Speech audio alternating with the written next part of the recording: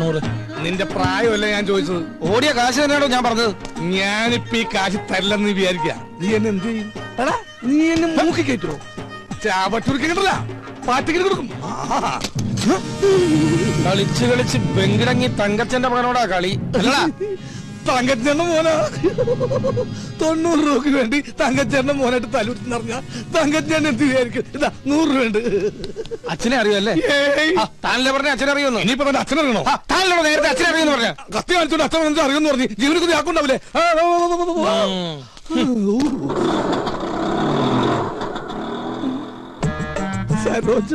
വൈദ്യണ്ണ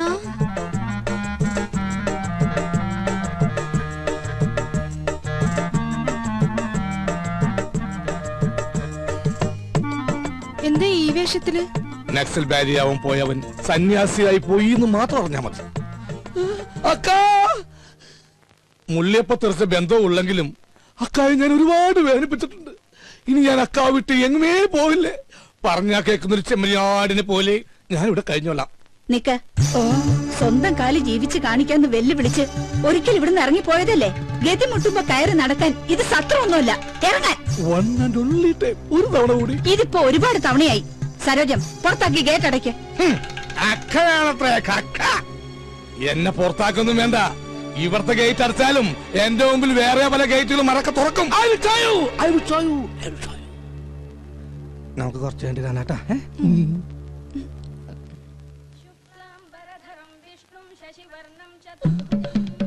അലിയ എന്നോട് ക്ഷമിക്കണോ അലിയ? അലിയന്റെ പാതാരവിന്ദങ്ങളിൽ ഞാൻ തൊട്ട് നമസ്കരിച്ചോട്ടെ. എനിക്കിപ്പോഴാ മനസ്സിലായത് അലിയൻ എന്തുകൊണ്ടാ എന്റെ പെങ്ങളെ ഉപേക്ഷിച്ചതെന്ന്. അലിയൻ ദൈവമാണ് അലിയ, ദൈവം. താനെപ്പോഴാടോ വൈദി സന്യാസിയായത്? കയ്യിലുള്ള കാശ് മുഴുവൻ തീർന്നപ്പോ ഞാനങ്ങനെ ഓട്ടോമാറ്റിക്കായിട്ട് ആയിപ്പോയതാണ്. ഈ സന്യാസം നമുക്ക് തന്നെ പണിയില്ല. പെണ്ണും കെട്ടി 2 പിള്ളേരൊക്കെ ആയിട്ട് വൈകുന്നേരം പോകുമ്പോ 2 പെഗും വിട്ടിരിക്കണ അതിന്റെ രസം എന്നൊക്കെ ആൾക്കാർ പറയുന്നു. എനിക്ക് അതിലൊന്നൊരു വിശ്വാസമില്ല. സർ, ചായ. ഓ, ഇത് ഞാൻ തന്നെയാടോ. ആട്ടെ, എന്താ തന്റെ ഉദ്ദേശം? എനിക്ക് വേണമെങ്കിൽ പെങ്ങളുടെ കൂടെ ജീവിക്കുക.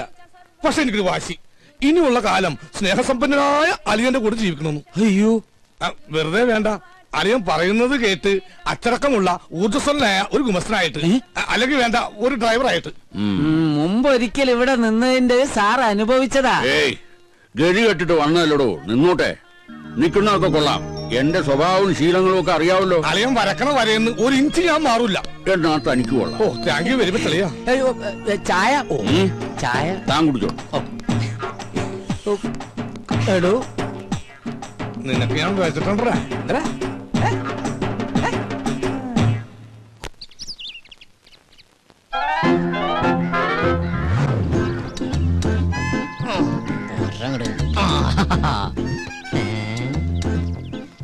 മേടിച്ചിട്ട് 1 വർഷമായുള്ള അതിനുള്ളിൽ തീർന്നു. എന്തൊരു ചൂടാ ഇവിടെയൊക്കെ. എന്താ കുസ്തി പിടിച്ച് മതില് മറിച്ചിടണ്ട. പേസ്റ്റ് ഇതെവിടെന്നാ? ഇതെന്റെ, അല്ലാതെ ഈ വീട്ടിൽ എവിടുന്ന പേസ്റ്റ്?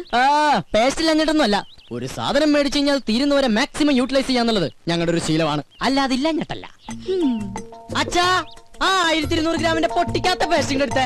പല്ല് വയ്ക്കുന്ന ഫാമിലിയാണെന്ന് അറിയട്ടെ. കൂടുതൽ ഇടിക്കല്ലേ. എങ്ങനെ ചിരിക്കാതിരിക്കും? 1200 ഗ്രാമിന്റെ പേസ്റ്റ് ഇല്ലാന്ന് ഏത് പൊട്ടിക്കും അറിയാം. ഓഹോ, അപ്പൊ മനസ്സിലായല്ലേ. കൂടുതൽ ഡയലോഗ് അടിക്കാതെ പല്ലിയേക്ക്. അതെ, ഒന്ന് നിന്നേ മോളെ. അത്ര നിർബന്ധമാണെങ്കിൽ ആ സോപ്പും കൂടി എടുത്തുകൊണ്ട് വന്നിട്ട് എന്നെ കുളിപ്പിച്ചും കൂടി താ. ഞാൻ റെഡി. നീ റെഡിയാവും. നീ ആ സൈസ് സാധന.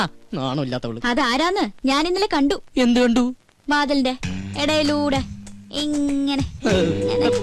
അച്ഛാ, ഇവളൊക്കെ എവിടെ നിന്ന് കുറ്റിയും പറിച്ചോണ്ട് വന്നതാ? ഈ അച്ഛനോടെ പോയി കിടക്ക. അച്ഛാ, അച്ഛാ, കാണല്ലേ സാർ. നീയാ? എന്താ രാവിലെ പത്രത്തിന്റെ ബില്ല്? ഓ, അതൊന്നും വേണ്ടപ്പാ. തമാശ കളഞ്ഞിട്ട് കാശ് എടുക്കട്ടെ സാറേ. 450 രൂപ. 450 രൂപ? അതിനു വേണ്ടിട്ടാ നീ രാവിലെ വന്നേക്കണേ. നീ ഒരു കാര്യം ചെയ്യ്, പോയിട്ട് ഒരു മാസം കഴിഞ്ഞിട്ടോ.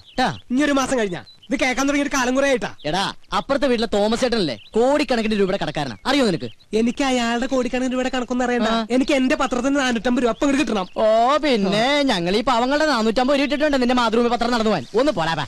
നല്ല ഒന്നാമതൊരു വീട് കെട്ടിയിട്ടുണ്ടല്ലോ ചേട്ടാ. എന്തിനായി പിച്ചത്തരം കാണിക്കണേ? വീടല്ലേ കെട്ടിട്ടുള്ളൂ, ഞാൻ കെട്ടിട്ടില്ലല്ലോ. എടാ ഞാൻ കെട്ടിക്കഴിഞ്ഞതെങ്കിൽ ആ സ്ത്രീധനത്തിന്റെ തുക കൊണ്ട് ആദ്യം കടമിട്ടത് നിന്റെ ഇരിക്കൂടാ. എന്നാ ആ കല്യാണം കൂടി ഞങ്ങൾ മാതൃഭൂമിക്കാർ നടത്തി തരാം. ആയിക്കോട്ടെ. അതെ, എന്റെ കല്യാണം നടത്തിയിരിക്കുക. ഈ ഒരു ജോലിക്കാരും പറഞ്ഞിട്ട് ആ ആലോചന നടന്നിട്ടുള്ളത്. ഈ കാശ് കൂടി തന്നില്ലെങ്കിൽ എന്റെ ഏജൻസി കെട്ടി എന്റെ കല്യാണം നടക്കില്ലാട്ടാ.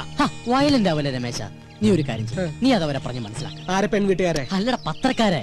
ഇപ്പൊ ഞാൻ നിന്നോട് ഒരു ഒഴിവ് പറയുന്നില്ല, അതുപോലെ നീ അവരോട് ഒഴിവ് പറയും, അവര് മറ്റുള്ളവരോട് ഒഴിവ് പറയും. അങ്ങനെ ഒഴിവ് കഴിവൊക്കെ പറഞ്ഞില്ലടാ നമ്മൾ ഇന്ത്യക്കാർ ജീവിച്ചു പോണത്. അതെ, അങ്ങനെ മറ്റുള്ളവർ പറയണ ഒഴിവില് നമ്മൾ ഇങ്ങനെ ഒഴിഞ്ഞു മാറുന്ന.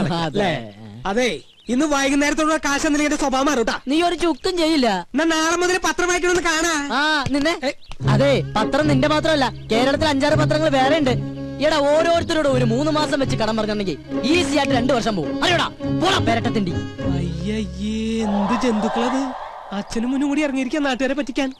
അച്ഛാ അച്ഛാ, നേരായല്ലോ അച്ഛ അച്ഛാന്നും പറഞ്ഞ് കൊരവള്ളി പൊട്ടിക്കാൻ തുടങ്ങിയിട്ട്. എന്താ അത് ശരി, ബാത്റൂമിൽ കയറി ഒളിച്ചിരിക്കായിരുന്നല്ലേ? ഒളിച്ചിരിക്കാൻ പോയതല്ല, മനുഷ്യന്റെ പ്രാഥമിക ക്ലേശങ്ങൾ ഒഴിവാക്കാൻ വേണ്ടി പോയതാ. ഓ എനിക്കറിയാം, പേപ്പർ കേട്ട ഒളിച്ചിരുന്നല്ലേ? ഞാൻ ഒരു പ്രാവശ്യം പറഞ്ഞു ഒളിച്ചിരിക്കാൻ പോയതല്ലെന്ന്. എനിക്കറിയോ ഒളിച്ചിരുന്നറിയോ? അതെ, ഇനി അവൾ ഇവിടെ ഒരു നിമിഷം പോലും നിൽക്കാൻ പറ്റില്ല. എന്ത് പറ്റി? അവള് ശരിയല്ല. ഏയ് അങ്ങനെ വരാൻ വഴിയില്ലല്ലോ. ആര് പറഞ്ഞു വഴിയില്ലെന്ന്? ഇന്ന് കൊച്ചുവിളപ്പം കാലത്ത് എന്റെ അടുത്ത് ശൃംഗരിച്ചോണ്ട് വന്നിരിക്കാ. ഞാനൊരാണല്ലേ, എനിക്ക് എന്തെങ്കിലും സംഭവിച്ചാ? നിനക്കെന്ത് സംഭവിക്കാൻ?